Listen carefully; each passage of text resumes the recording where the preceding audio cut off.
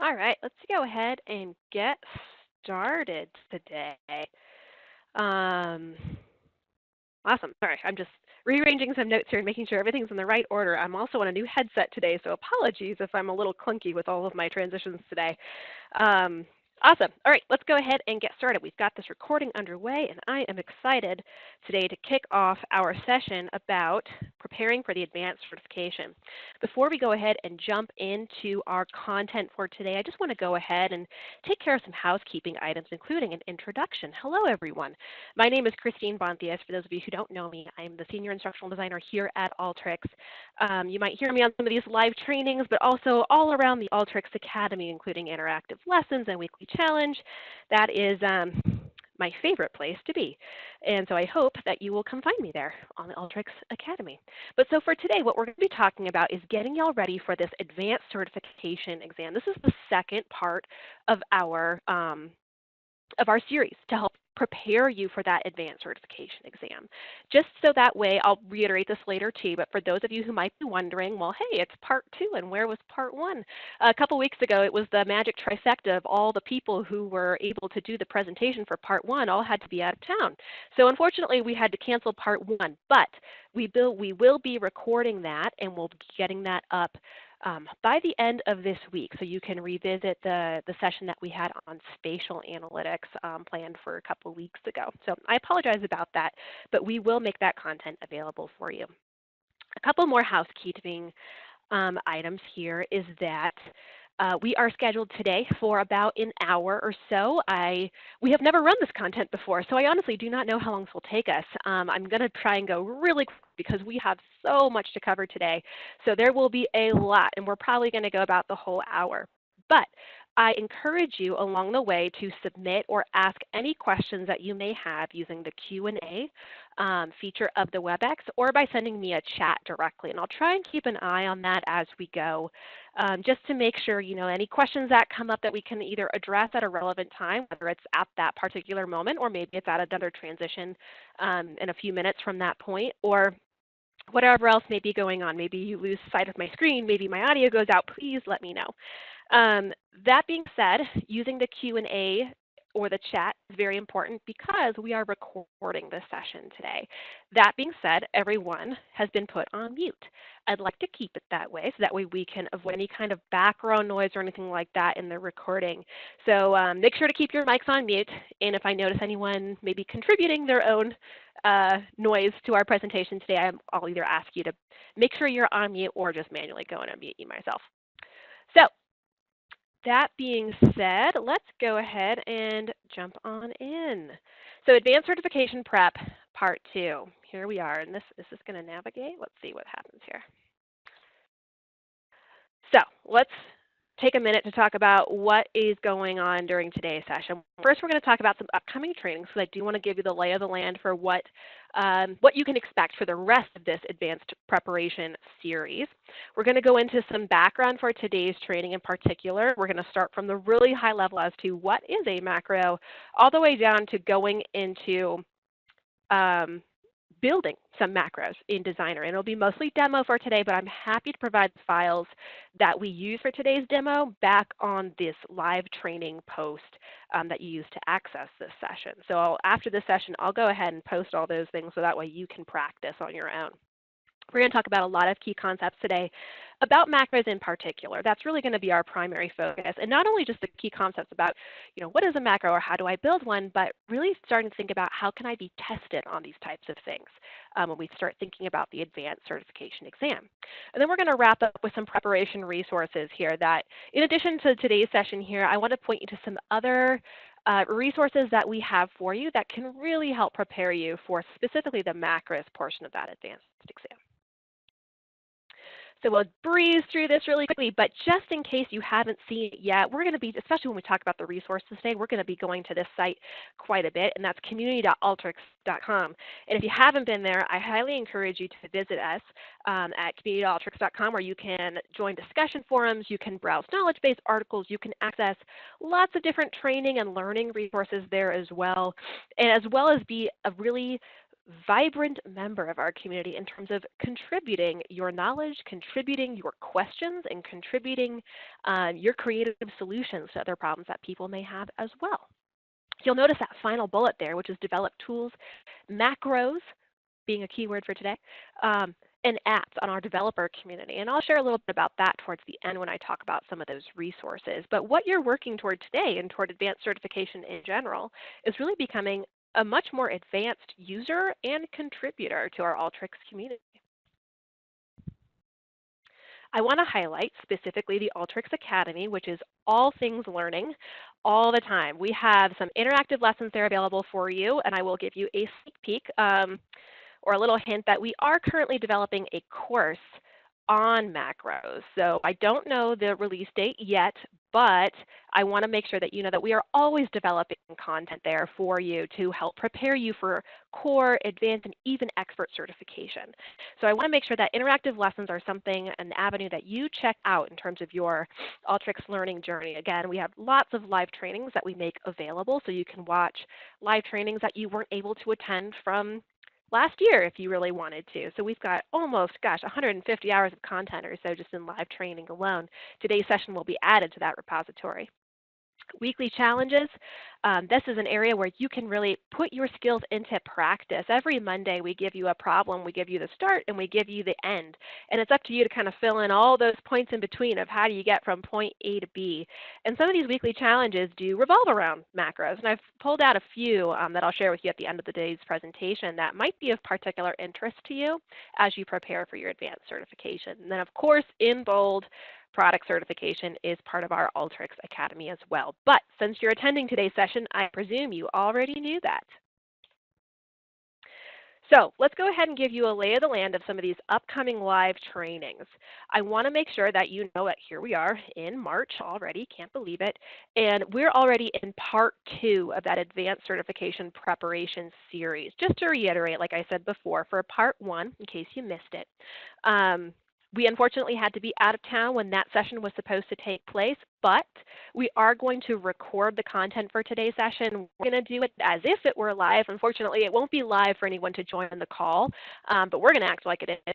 And we will post that session to the original post on the Academy, and we're hoping to have that up by the end of the week. So that way you can catch up on parts 1 and part 2. So that way when we kick off part 3 here on March 19th, you'll be all caught up.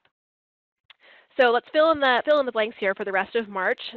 Next week in terms of live trainings, we have parsing dates and times, which for those of you who are looking for that advanced certification, this is definitely a relevant session for you. There's definitely some of that content on there. It can't hurt to always refresh yourself on some of these more complex topics like parsing dates and times. Anyone who works with those regularly will tell you that those can be pretty tricky. March 19th, you can look for part 3 of our advanced certification prep session. That session is going to be specifically geared towards apps, which is kind of a nice follow-up to macros just in terms of the interface tools. So you can look for that. End of the month here, March 26th, we're going to be doing our 3rd chapter of Born to Solve, which if you haven't tuned into one of those sessions before, it is a live session of a facilitator and someone who has a problem put right in front of them with really no lead time. So that way you can really kind of get a sense of what it takes to understand and solve a problem just kind of on the fly and watch someone else do it. It's kind of a fun little session to watch how other people approach problems that you may have seen or may have experienced yourself. So looking ahead into April, we're building out that advanced cert prep series. So on the first week of April there, April 2nd, you can look for the reporting session. That will definitely be exciting. Followed by a session on Calgary databases. So for those of you who might even be looking toward advanced or even expert or anything like that, this might be of interest to you. Calgary database is definitely underused tools that really could be used more to optimize workflows. They're really cool. April 16th, we've got part 5 of this advanced cert prep series, which is when we're going to go into more advanced prep, more advanced parsing, so you can expect things like regex or working with dates and times, or some of these more complex types of problems that are definitely a step up from what you probably saw on the core exam. April 23rd, we've got our 4th chapter of Born to Solve, so always a fun one there. And then finally on April 30th, we are wrapping up that advanced cert prep session. So you should be ready for the advanced prep for the May exam, which will be really exciting, or even beyond. But that final cert prep session is really going to be all about what can you expect on test day? How is this test different from what you experienced with your core exam? Or what can you really do to make sure that you are prepared for this advanced exam before you take it? So I hope you'll join us for all these sessions. And of course, we record these always, so that way if you have to miss a session, you can get caught up just by taking a look at those links on the Academy. All right, the fun stuff, right? Background for today's training. Let's dive right into these macros. Your mission here, advanced certification, right? The goal of you even being interested in this exam, or you even trying this exam, is to really prove and, like we like to say, and improve your skills, because certification really is a learning experience in some ways, right? You're going to see some questions here on this test that maybe you didn't even know were possible, and it's going to inspire you to try and get better at these skills or learn more about these things that you hadn't even heard of. So on that mission, we're here to support you today with helping you with the topic of building macros. So let's go ahead and dive in here. Like I said, we're going to start kind of big key concepts here and really go into some of that nitty-gritty in Designer. We're going to start off with some of those basics. What is a macro? And then getting data in and getting data out of a macro, right? Macro inputs and macro outputs. Those are just the basics of using macros. And I admit, we're going to fly through some of this stuff. And so for those of you who are really just kind of getting started with macros, I understand. You might feel very overwhelmed. But we have a lot of resources for you to get you from, oh my goodness, I do not know what a macro is, all the way up to being a pro at building some of these things. So if you don't understand everything, don't worry. I will point you towards some helpful resources towards how you can get that knowledge to helping be able to understand what we're talking about today. So just from the basics, we're going to go right into the behavior and different applications of types of macros that you can use. So we're going to talk about really the three main types: standard, batch, and iterative, and really some of those applications as to when and why you might want to use some of those different types of macros. And then the real fun begins with building and configuring these. We're going to dive into that workflow configuration window. We're going to take a look at the interface designer, which is really important for macros in general, but specifically batch and iterative, and then how you can customize macros. And more importantly, as we talk about all these different concepts, I really want to focus on how you can be tested on these types of items, or maybe types of questions you can anticipate based on the concepts that we're going to be talking about. So first, let's start with the basics here. What is a macro? It's a workflow or a group of tools built into a single tool that can be inserted into another workflow. And that already might sound a little confusing, but as soon as we get into Designer, I promise that will make sense. Why would you even want to use a macro? Well, you might want to use a macro to save yourself a lot of repetition in building workflows, or maybe standardizing different processes, or to answer questions that either would take you so many more tools if you didn't use a macro to get to, or that might be impossible without this type of process. When we think about really what a macro is, a wise person once said, and I'll call him out by name, Joe Miller, is that an Alteryx tool, a macro really is an Alteryx tool made of Alteryx tools. It's the Alteryx SDK for Alteryx. So let's break that down really what this means. It's tools within tools. When you look at this very simple workflow here, an input data tool followed by a count records tool followed by a count or a field info tool, which one's the macro? Hard to tell, huh?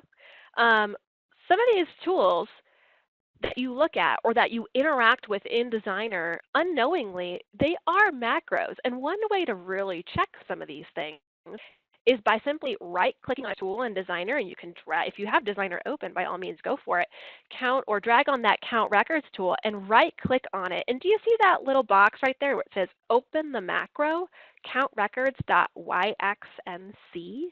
That is one way that you know that this one tool that you're working with actually contains under the hood this whole workflow. It has a macro input, and it's doing all these other types of processes, summarizing and unions and samples to help you work with just a single tool. So you're probably already working with a lot of macros, and you might not even know it. This count records tool is one. The weighted average tool is one. If you're working with any kind of those predictive or data investigation tools, you're definitely working with macros that have even R code built in under the hood. So that's a really important thing to know, is that one reason for working with macros might be to enable a user to interact with something that they're familiar with, right? Anyone can drag a tool on the canvas, right, and put an input and get an output out of it. And what they might not know what they're doing is actually kind of running this canned process under the hood. So I think that's a really important thing to denote. I'm going to go back one little screenshot here with the right click, because one really important thing to note about when we answer the question, what is a macro? We're actually talking about a very specific file type in Designer. Notice that open macro countrecords.yxmc. A yxmc file is specific to Alteryx, but it does mean that this workflow, this particular file, is a macro. So one important thing, especially when you think of certification, right, is that with Designer, you're dealing with a lot of different file types. You're dealing with, YXDBs and YXMCs and YXZPs and YXWZs and YXMCs and the really weird file type of, a YX, I think it's like ST or something for a file type file, which is kind of out there. But really one thing that sets a macro apart from other tools or from other workflows is that file extension in a YXMC.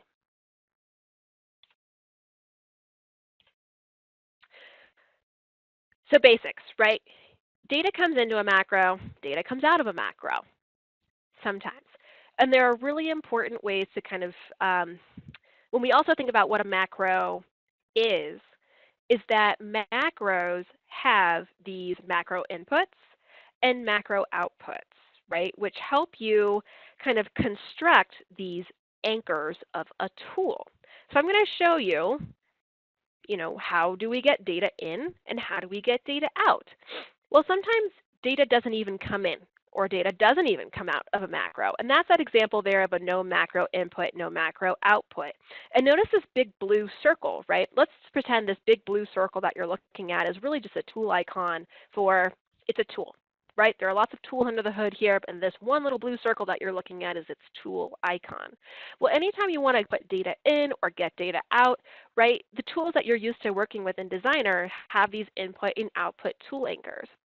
And to enforce these on a macro that you yourself build is to use those macro input and macro output tools. Anytime you use a macro input tool, that allows you to have data come into your macro that you connect from an upstream tool. So you can take a look at that second example, right? It has one macro input, but there's no way to get the data out at this point. Well, that's because you haven't used a macro output tool. Which you can see there at the end, which is one macro input and a macro output. And these combinations of being able to put data in and get data out really empowers you as the macro designer to help decide how a user or how you should be able to interact with this tool that you are creating, right? So anytime you drag on this macro input, you're going to get an input anchor. Anytime you drag on a macro output tool, you're going to get this macro output anchor. And you can do as many of those as you want. You can have multiple macro inputs coming in, kind of like you have on like a find replace or a join tool, right? You have two data streams that you have to connect to those different tools. You can configure that absolutely by using multiple macro inputs. Or if you have multiple things you want to pull out of this macro, put on as many output anchors as you want. One really cool thing you can do is you can actually make an optional input. So that way you can let the user or the end consumer decide if this input should be necessary. Do you have to have data coming in, or is this something that is optional, can run without maybe a macro input, but will let a user decide if they have a file to connect upstream? That is a very special configuration option in the macro input tool, which we'll get to as soon as we get into Designer. But I do want to make you aware that that does exist. There is a checkbox in that macro input tool that says, make this input optional. It's real easy, but it's one of these really cool things that we can do with macro inputs. And one of these very special cases, you might say, that really could lend itself very well to types of questions around certification that help you think about what's possible with macros, right? What is possible? Well, I could have a macro with no input or output. I could have macros with multiple inputs or multiple outputs or one of each or optional. So I do want to highlight that there are lots of different configurations with those inputs and outputs, and all those different kind of special cases of what can be done with those tools is something that I think lends itself really well to kind of a test question. So I want to highlight that particular slide there might come in handy for later.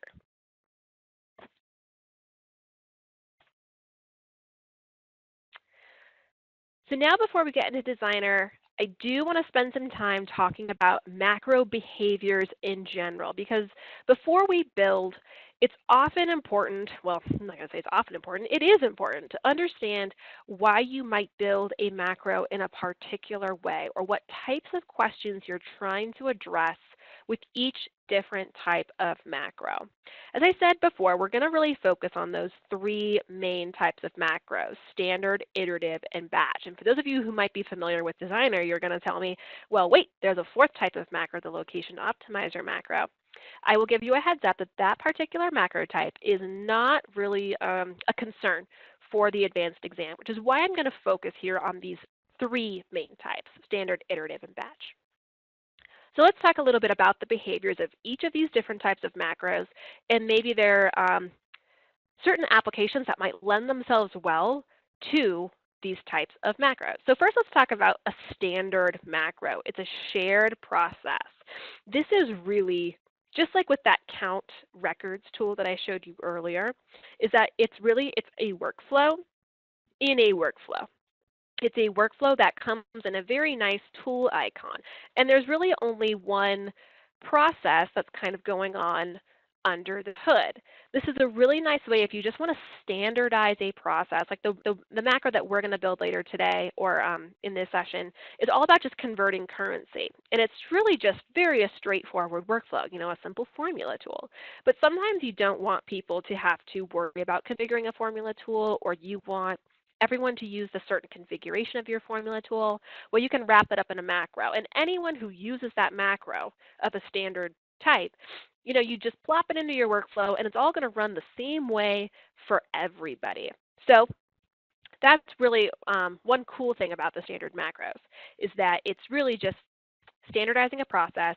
If you find yourself building out the same process over and over and over again, you do this for every workflow, just wrap that all up in a macro and just put that in and make it a tool. So that way it's your file header rename tool, or it's your output to special file types tool, or whatever you need it to be.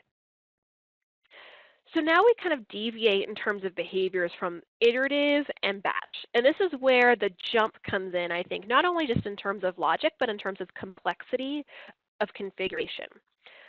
First, understand the behavior of what these macros are going to do. Let's talk about iterative first. Iterative is when you're going to do something until a condition is met.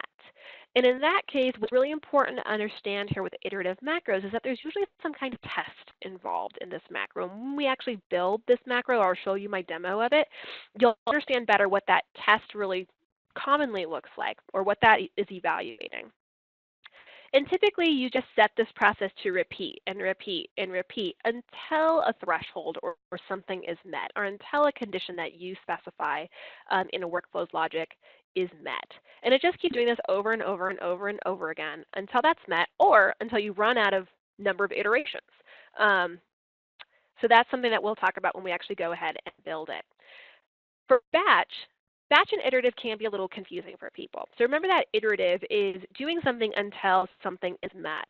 For batch, you're doing a similar process, but for groups of records. You can see those dashed lines. Think of those dashed lines as group 1, group 2, group 3. And let's say for each of those different groups, you have to do something a little bit differently, right? Like group 1 has a different sales tax rate than group 2, and group 2 has a different sales tax rate from group 3. But really, in general, you're doing the same process. You're just kind of changing the value.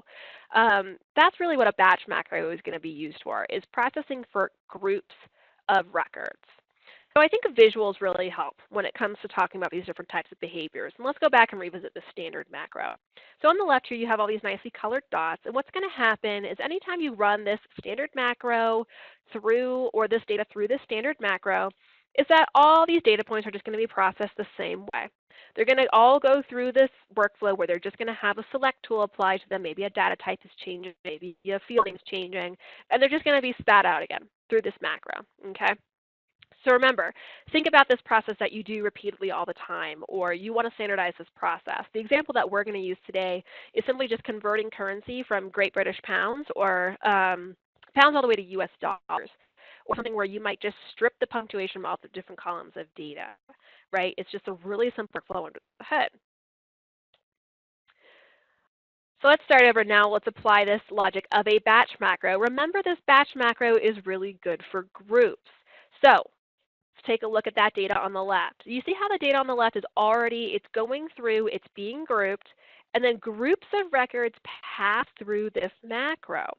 What's really important to know here is that something within this particular example is that something in that filter tool is applying a change to this data. And whatever is being applied in that filter tool changes for every group of data that passes through. Now, how do I know that? Well, it's because of this magic combination here of this control parameter with an action tool. We'll talk a little bit more about those as soon as we get into Designer, but what you really want to know is that this control parameter is something that essentially is applying the rule for the group. And anytime this, let's say the blue group, comes right on through, that control parameter relays information through this action tool to change something in the configuration of a filter tool. Now, when the purple data comes through, it's going to go through and loop around again and say, okay, purple data, new thing going on in the filter tool. Now do this for purple. Now do this for pink. Now do this for yellow, right? And the amount of groups that you have. That control parameter is really controlling the grouping and what changes are applied for the groups. Now let's take a look at the iterative macro. Remember that the iterative macro is kind of like a test.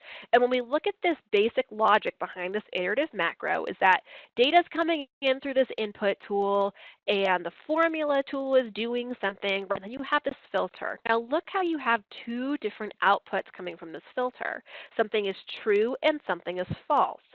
This is that test that I was talking about before, and usually it comes in this form of a filter. And usually that filter is evaluating some kind of condition as to, do I have 80% of my customers, or is a value greater than or equal to 0, or maybe less than or equal to 0? Or do I have, X number of iterations, or whatever I'm evaluating here, right? And that's really important to know, is that because at that decision factor of the filter tool, a data point is either going to decide, hey, I'm true, or hey, I'm false. And if I'm true, in this case, I'm done, right? I am done, and I am usable data, and I'm going to go out of this macro. But if I am false, I need to go back around, and I need to be tested again, or something in my workflow needs to change so that way I can be evaluated against a different condition. So that way then I can be tested. Let's take a look at how these dots move. I think it'll make a little more sense to you. So you can see here that until certain conditions are met, different data points have to cycle through this workflow. Let's do that one more time just because this animation is so cool. That number of points might have to be cycled around this workflow different numbers of times in order to be evaluated as true or as false, or to essentially meet that threshold that you specify in this test. Let's talk about some examples, and I think this will make a little more sense when you give kind of a concrete example as to what types of scenarios lend themselves well to types of iterative macros. One example could be something like, I have to distribute all my goods, and I'm going to go ahead and backtrack here so that way you can see. I have to distribute all my goods to all my warehouses until I have nothing left. So now imagine this thing coming out of the true and coming out of the false. Things that are being true is that I've gone to a warehouse. Oh, still trying to distribute. Now I've finally got there. Or how long does it take to pay my student loans until my debt is 0? So how many times, how many months does it take for all of those records to come out the true anchor? Or finally, even a sequence of events can really be an iterative macro. So I don't know if you know the song. There's a song that goes, the foot bone connects to the ankle bone, and the ankle bone connects to the leg bone, and the leg bone connects to the hip bone, and it goes through the whole human body skeleton. But you can kind of think of that connection point um, in terms of that sequence of events, what connects to what. That could be an interesting iterative macro scenario as well. Figuring out what links things together. So those are some good scenarios to keep in mind for why these certain behaviors might help you answer certain questions.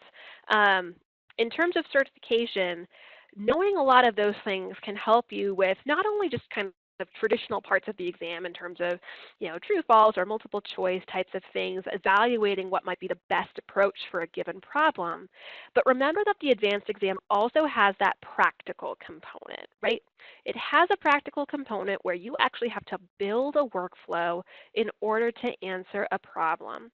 And being able to discern very quickly the type of behavior that you're being asked to evaluate or you're being asked to answer will help you make these decisions so much faster. Instead of wasting your time trying to build a batch macro before you realize, oh no, it's actually iterative, or you are trying to go the other way around. Maybe you're trying to build an iterative macro when really you're trying to address a problem about grouping. Understanding those different applications is going to save you a lot of time with that advanced exam, especially because you don't have a lot of time when you're building these problems. If we really do the breakdown of what this test is, you've got 4 practicals. And I think you have, maybe 40 or so multiple choices. But really, if you break it all down, you have to answer those practical questions. You probably have about maybe 15 minutes per question. So being able to help or being able to decide on your approach quickly will really help in terms of time management. Okay, just because it's so cool, I'm going to run it one more time. Awesome. All right. So now I want to go ahead and get into Designer. And we're going to go through each of those 3 different types of macros, but I also want to hit on different configuration options that you have as part of each of those macros that help, I think, put this into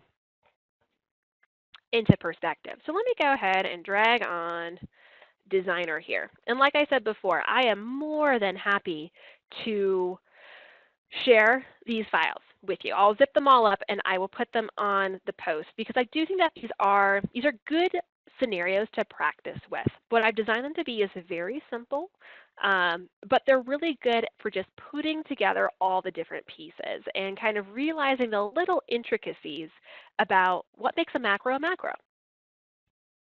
All right. So let's go ahead and start. And we're going to start with the very simple approach here is I just want to build a standard macro. You can see here I'm on this standard macro start workflow. Just so you can kind of see what we're working with. I'll go ahead and run this. This is one example of something that you might do a lot, is convert currency. And in this case, I always get transaction amounts in terms of pounds.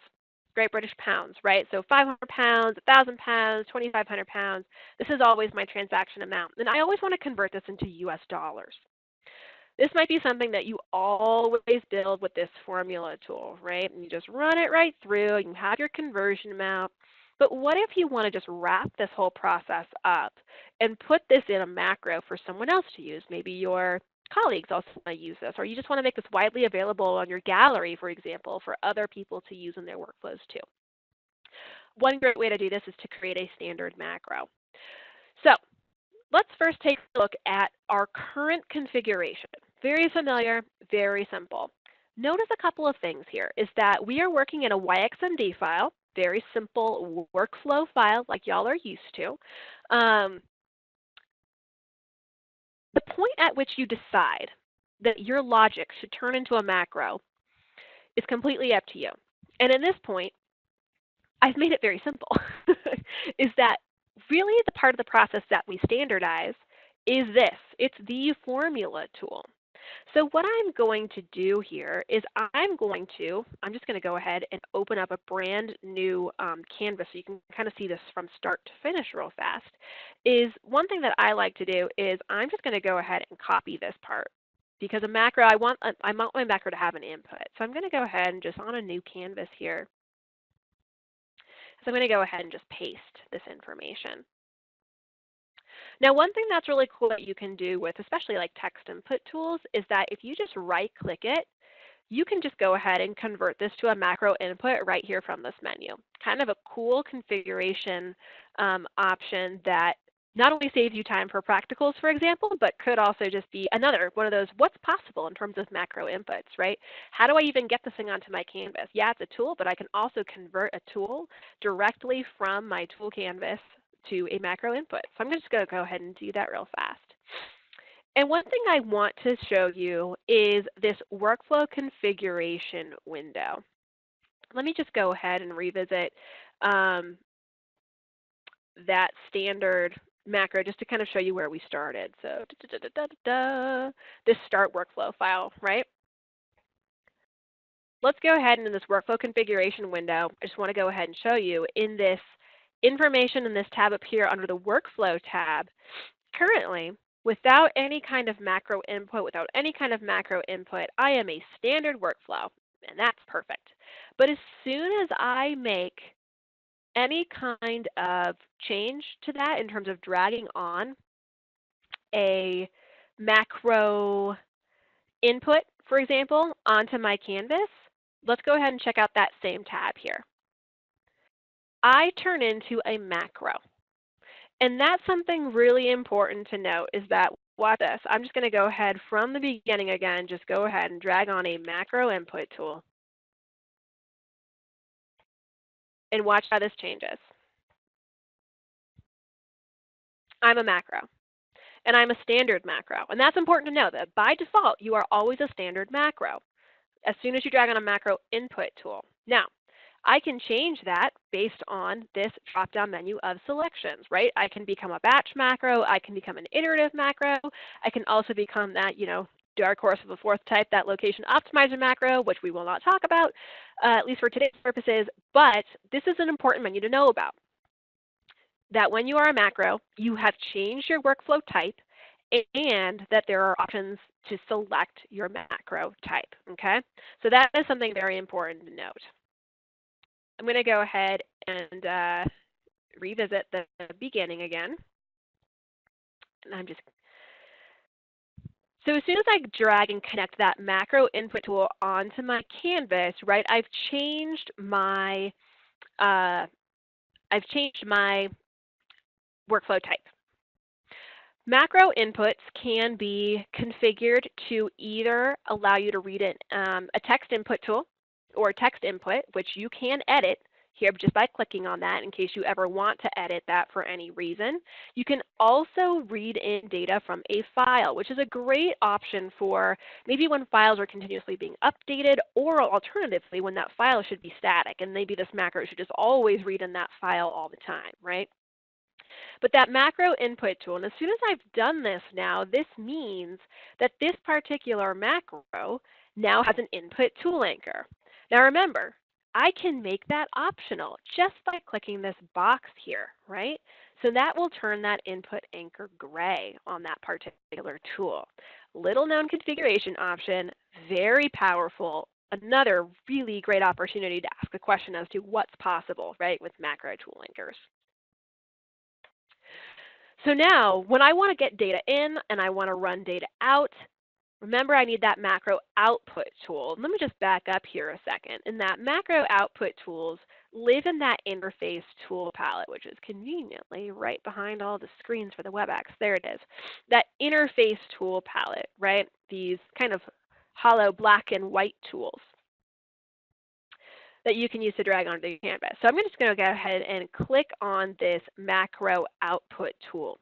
One other really neat thing to do for macro inputs and macro outputs, and something that can really help you with a best practice, especially when it comes to iterative macros, believe me, we'll get there in a moment, is that you probably want to abbreviate or provide some kind of anchor or meaningful name to your anchors, right? So an input name, this is input 4, and currently this output is output 5. Now what happens if you have 5 macro outputs, right?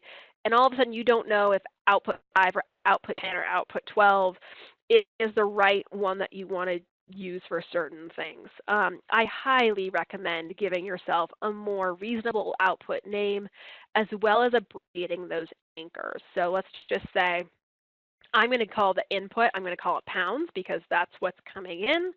And then at the end, I'm just going to call it D because those are my dollars, right?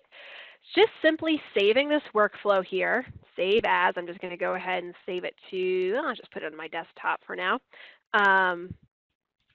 Currency converter. Notice that it's already a YXMC. It's a macro file, okay? That's where that file type comes into play. Very cool. Once I've saved this macro and it's an open tab here in my designer, this allows me to actually use it and insert it into a workflow where I want to run data through this macro and get data out of this macro. And I'll show you what I mean. I will go ahead and put this macro just here on my canvas, and I will use it to connect this input data, get rid of this formula tool, and I will just run it through this macro. So one way to get a macro into your workflow is by simply right-clicking, inserting, and you can look for macros here. So you can either browse for a macro that might not necessarily be open right now. Maybe it's a macro that lives in your, I don't know, your network path somewhere or something like that. You can browse for that macro and insert it just like you would for any other file. But if it's open and it's in an open tab, it will be listed here, in which you can just select from this menu. So let me go ahead and just grab the currency converter macro, right? And as soon as I do and I grab this, you can see that it now acts and kind of lives like a tool. I can drag it around my canvas. I can connect things out of here. I can add a browse to it, and I can run a workflow with it. Very cool. One thing to know about behavior-wise with macros is when you're inserting or when you're using them is that anytime you might make a change to this macro, and let's say it's living here, currency converter macro, right? Let's say I add a select tool to it. And I'm just going to keep everything selected there. But right, all of a sudden it's different now. Let's say I save it again. I want to update that. Well, back in that workflow that has this macro in use right now, let's just go ahead and revisit it and I'll show you what's going to happen, is that the macro has changed and was refreshed automatically, right? So that's a really important behavioral thing to know about macros that are embedded in active workflows right now, is to understanding the version, for example, that you're using of those macros. You are, if it's open and you make a change, anytime that macro is in an open workflow, it will automatically be refreshed, and you will use the most updated version of that macro. Okay? So those are some really important things to know about kind of configurations. And because we're running a little short on time here, I'm going to go ahead and cover some of the really cool kind of customization things that you can do in terms of sharing this particular macro. And this is applicable for all macros. I'm just going to show it to you in context of this standard macro. So let me go ahead and click back here on this tool. I want to draw your attention to the fact that currently this standard macro requires no configuration because I have not put on a user interface. Macros can have user interfaces so that way you can actually interact with them and configure them just like they were tools. I figured for today's content, we wouldn't really talk about that because our next prep session is going to be all about building apps and using interface tools, which is very, very similar to what you would do for building macro user interfaces. So I figured that we could cover that at that time. But I do want to let you know that these macros can be configured to have user interfaces just like they were normal tools. And in fact, you can even make this macro feel even more like a normal tool. One thing that you can do here for example, is you can allow people to install, if I were to share this macro with one of you on the call today, let's say, I was going to share this macro with you, and when you install this macro or when you use this macro, I wanted this to install in a certain tool palette in your designer, or I wanted it to have certain meta info to give you more information about this particular macro.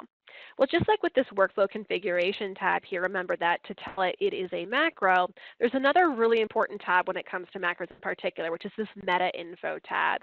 This meta info tab is the gold mine of really cool things that you can do in terms of customization, which I can only imagine now that you realize is important for quiz questions as to what is possible, right? So notice that when I'm in the actual workflow file, a YXMD, a lot of these customization options are grayed out. To use them, you really have to be in the macro itself, the YXMC file. So now that I'm in this YXMC file for this currency converter, I'll go ahead and click on the Meta Info tab again and look at all the options that are available to me. I can describe this tool. So this is the coolest tool ever, which will allow people to understand a little bit more about what this macro or what this tool really does.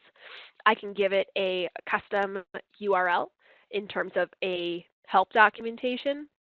The really cool thing that I can do here, though, is I can name this tool, I can version it, and I can also tell it what tool palette this macro might or probably should be a part of.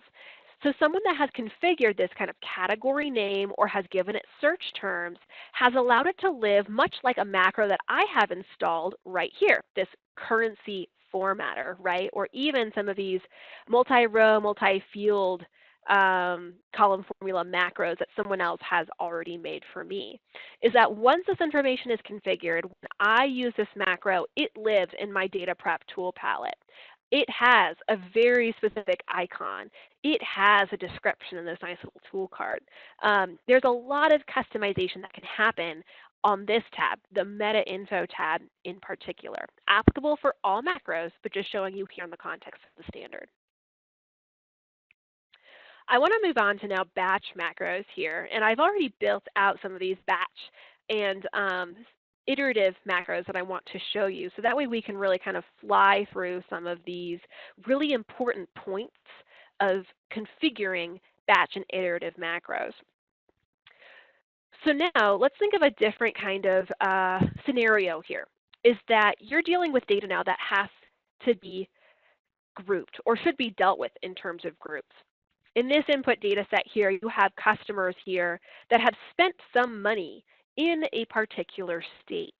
And we want to know how much sales tax that particular person has paid. Now, for those of you who are not familiar with the US or maybe don't even know, but that every state in the United States here has a different sales tax rates. And I'm not guaranteeing the accuracy of these.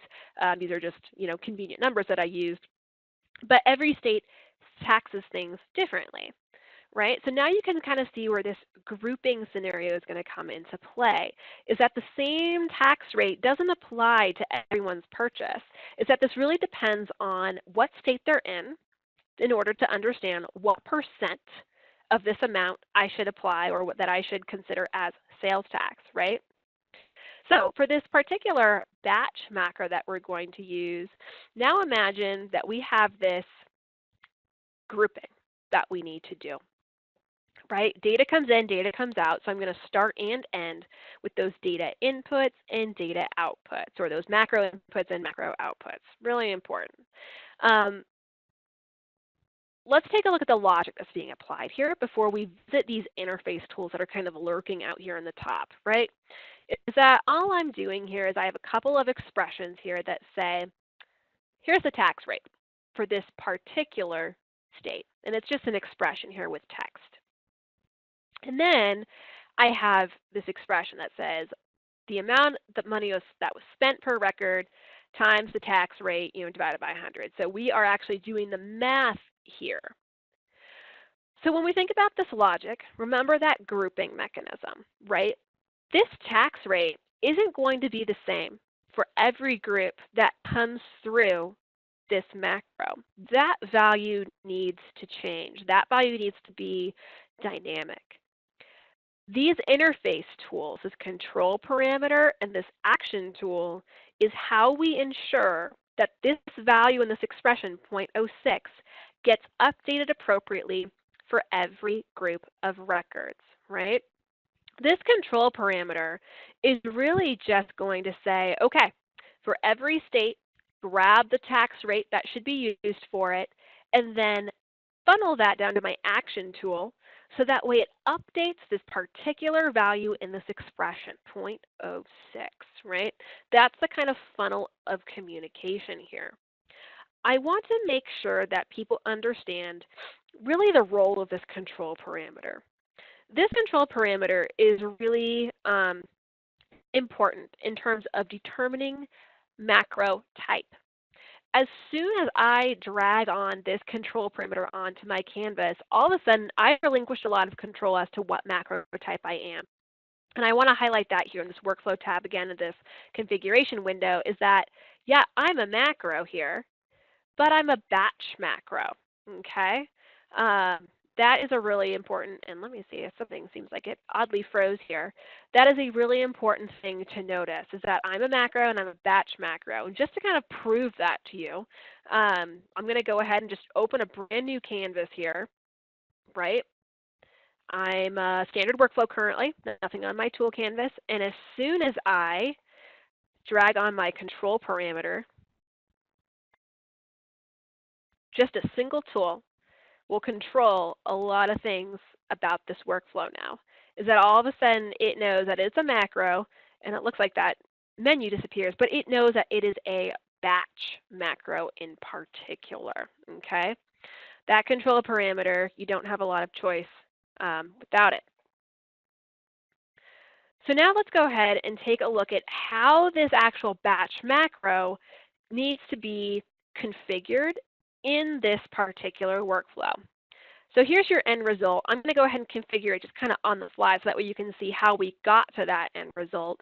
Just like how we did before with the standard macro, I'm going to right click and I'm going to insert a macro here, and it is my sales tax macro. It's my batch macro here.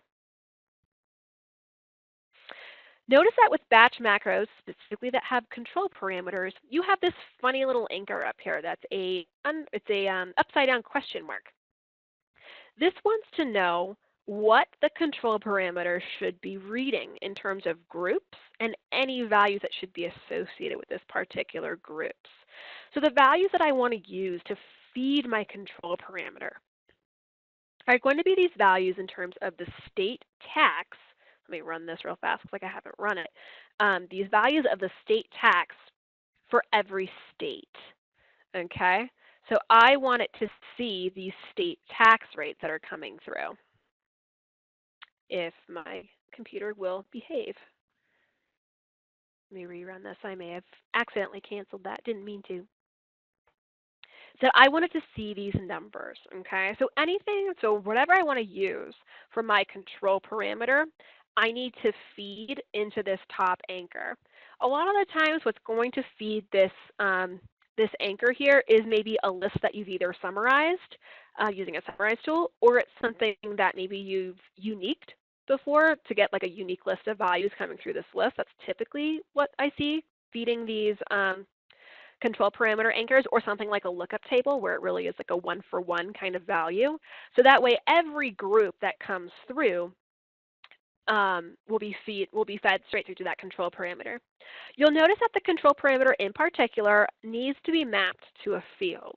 It needs to know what to look for to feed this question tab, right? So anytime that you have a control parameter that you need to batch, make sure that you are actually selecting the column of data that feeds this control parameter and sets that grouping mechanism up, right? As soon as you do that, you should be good. The data that you've set that actually should be processed needs to go into this other macro input anchor that you've specified, and then you'll get your data out. And one important thing I need you to understand about batch macros, especially their behaviors in particular, is that what you're doing is you're processing groups. Do you remember those little dots coming through your workflow in the animation in the PowerPoint? Is that you're feeding through all these kind of groups of different things, and then they're essentially just stacking. They are stacking and making a giant union, essentially, at the end of this macro. So that way, you're getting a very vertical list of all the data that was processed from every group. It just gets stacked in there. And because of that, the interface designer becomes very important for dealing with things that we call schema. When dealing with batch and iterative macros, I'm going to go ahead and pull open my interface designer. Interface designer, very important. Under the View menu, you can go ahead and just open that up. You can also just Control-Alt-D to get that window open. I'm just going to go ahead and drag this open so it's pretty big and prominent. Oh, that's right. I have to be in the macro file for this thing to actually show up. For the settings, this is applicable for both batch and iterative macros, is that you have to decide that when the output schema is different, how to handle that. I think that makes more sense in terms of an iterative macro, but that content is definitely there for your interface designer in your batch macro. Okay, because we are very short on time. Holy smokes. We need to go ahead and jump into iterative. The really important thing I need you to understand with iterative macros, I'm going to just open the macro up itself, is that way, is this test. It's this concept of this test and how data gets fed and evaluated as done, and how values get circulated back through a macro, and how things are changing in that macro to kind of reevaluate things that didn't meet your threshold the first time around. So for this example, I mean, it's a very simple kind of calculation as to how long does it take for this loan to be paid off. And you can see that this loan payment of, what did I put in here, $100,000, has an interest rate, and every month or so, let's say I pay off $5,000 of this loan. How long does it take in order for me to pay this off? So at this point, I have set myself up as an iterative macro, okay? I've gone ahead and I've said, okay, in this iterative macro here, right, I am iterative. One important thing to know about iterative macros in general is that you get this constant. You also get this with batch macros, but besides the point. Where it really comes into play is really with iterative macros, is you get this constant that's called your iteration number. It is zero-based, but you can think of this iteration number as something that you can use in order to either grow a value or add a value or even output as a value to understand things like, how many months did it take for me to pay this off? How many times did this macro have to run in order to be successful or to output all my different records? This is very useful when it comes to iterative macros, especially for things like that question of, how many times did this thing take to run? So how I'm going to show you how I used it is in this logic in terms of this loan amount, right? So every time I have this loan amount and I make a payment and then my interest, add some number up to it, I use this engine iteration number plus 1, remember because it's zero-based, to keep track of how many times this macro has run, how many months have passed until this thing has been paid off. And how you use that is, I'm just going to show you real fast. It's just like using a variable in your formula tool. So open bracket, all these things that are in green here are your constants. And as soon as you're an iterative macro or batch macro, you get that engine iteration number. Really important for things like iterative macros. The test in this case is to determine at this point, after running this macro multiple times here, is it done yet? And that's a decision that you make as the macro designer is at what point is something done, or at what point is a criteria met for you. And at my point at which my loan is paid off is when my balance is less than 0, right? I have nothing more to pay. I could make that less than or equal to, I could make that less than, whatever I want it to be. But I say less than 0 at this point. And at this point, this is where you decide, okay, I am done. In this case, I am true, and I get to go out of my workflow, or I'm false. And I need to go back through this macro again. I need to keep making this loop, if you can see my mouse, until I am finished. One important thing to note with iterative macros is that you can only choose one output to go back through your iterative process. In this case, it's this macro output that says these records need to loop back around, the ones I've designated as I. Any records that need to go loop back through your iterative macro need to match the schema that the macro thinks it sees at the very beginning of the iterative process. So you may find that for some of those things, you can see here I've added some columns, I've added some values here to my data, is I need to go back, and I might need to do a little bit of data gymnastics here in terms of getting a new value, for example, the new balance of my loan. I need to put this value over into my loan amount. So I have to do a little data gymnastics here to rename some columns, and then I need to make sure that that value actually got pushed up to the top. So you might find that a little bit of reorganization is critical in order to make the schema continuously run. Another really important part of an iterative macro is the configuration in terms of determining which output gets looped back around. With an iterative macro in your interface designer, you have a couple of really important configuration items that you have to select.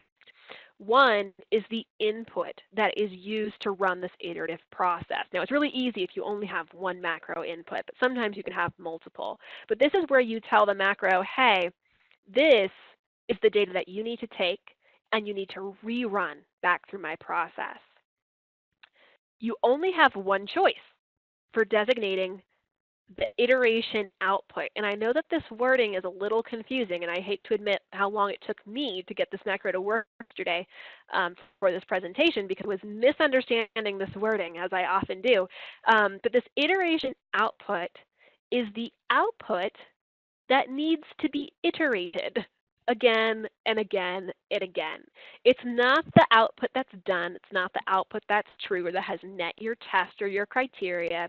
It's the output whose records need to go back through this iterative process again, okay? You have the option to set the maximum number of iterations. Really good things to focus on, especially thinking about certification here, is what can happen or what might happen if the number of iterations is hit when it needs more iterations. You know, let's say you set it to run up to 1,000 times, but in order to be true, it actually has to run 2,000 times. Well, what will happen, and how will you be notified of that information? And then what to do in terms of schema changes in the middle of this macro. When it's output from the macro, what should this workflow expect? Should it all match? Should it actually auto-configure by name or position? A lot like that union tool, right? That same kind of configuration window there. I want to take a moment here to also give you some information as to some things that can be set, again, for pretty much all macro types we covered today, but is that you have a lot of customization here that can happen in terms of this macro icon.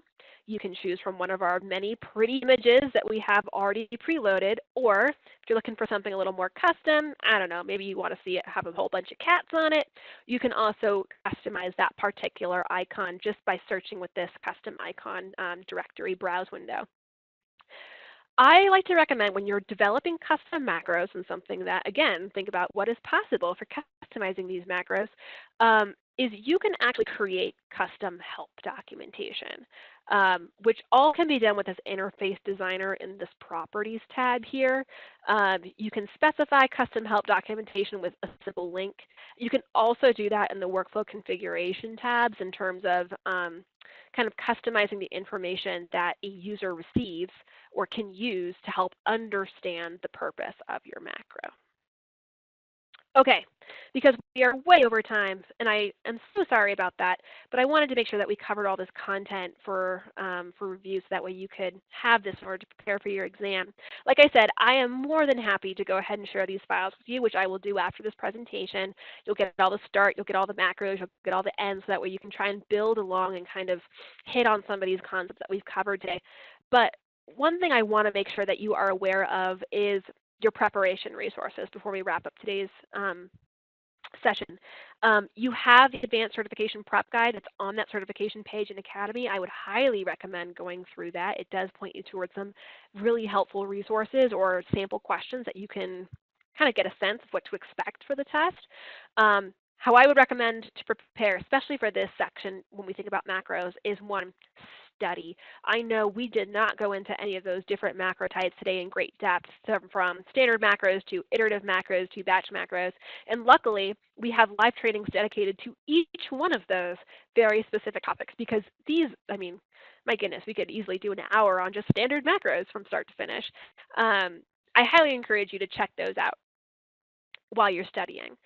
Number two, practice. Practice building, because the more exposure and the more practice that you have with hands-on applications with building these, the greater your familiarity with the configuration options and the greater your ability to discern what types of behaviors you're actually solving for. I've pulled out a few weekly challenges that I thought were very applicable, both in terms of scenario and in terms of practice for certain types of macros. So I pulled out weekly challenges 14, 17, 34, and 110. There are more available to you. But for practicing macros, I would recommend starting with those and seeing how those go, and then looking at a lot of the different solutions if you get stuck, solutions that other people have posted to those weekly challenges. For those of you who are looking to level up, you're ready, maybe let's say you just want to make sure you're improving, or maybe you've taken the advanced exam and you're like, awesome, I can do these things. How do I get even better?